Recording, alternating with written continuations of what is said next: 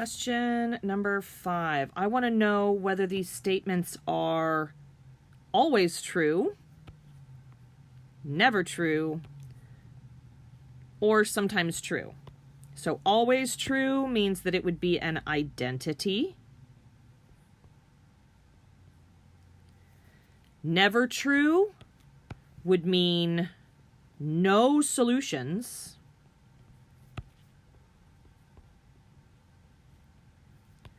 Sometimes true means that there are values for the variable that would make it true.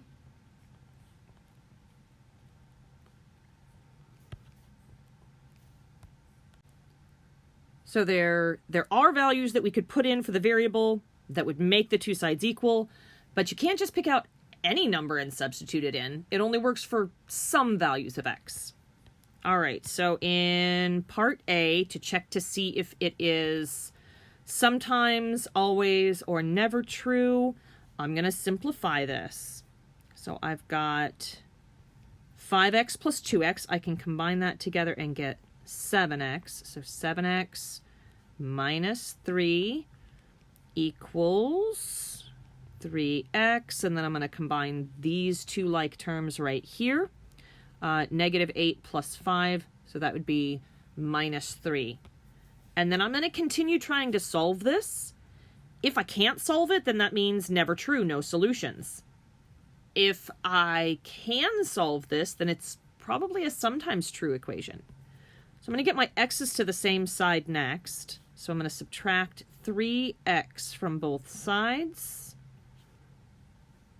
7x minus 3x, that's 4x. So 4x minus 3 equals negative 3. And then I would add 3 to both sides. So that's going to cancel out here. That also cancels out over there on the right. That does not make my equal sign go away. Negative 3 plus 3, if I owe somebody $3 and then I pay them back $3, that's 0. So now I'm at 0. Last thing I need to do here is divide both sides by 4 to get the x all by itself. And I get x equals 0 cut into 4 equal parts is 0. I found a solution that works for x. That means it can't be a never true equation. Let's see, sometimes true or always true. Well, sometimes true means there are values of x that make it work, and always true means anything I want to substitute in would make it work. So let's take that solution that we have. We're going to make sure that it works. So I'm going to substitute in 0 in the place of x. And then to see if it's an always true, I'm going to pick some other number and substitute it in for x.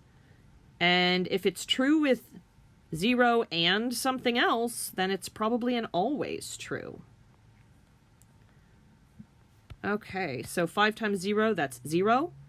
Plus 2 times 0, that's also 0. And then minus 3.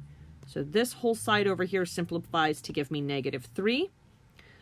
Over on the other side, 3 times 0 is 0. Minus 8 plus 5. Over here, negative 8 plus 5, that's negative 3. Two sides really are equal. So now I'm going to try the exact same thing, but with some other number in the place of x. All right. Let's go with something easy. I'm going to go with 1. 5 times 1, that's 5. Plus 2 times 1, that's 2. Minus 3. So I get 7 minus 3. 7 minus 3 is 4. Okay, and then on the other side of my equal sign, 3 times 1, that's 3. Minus 8 plus 5.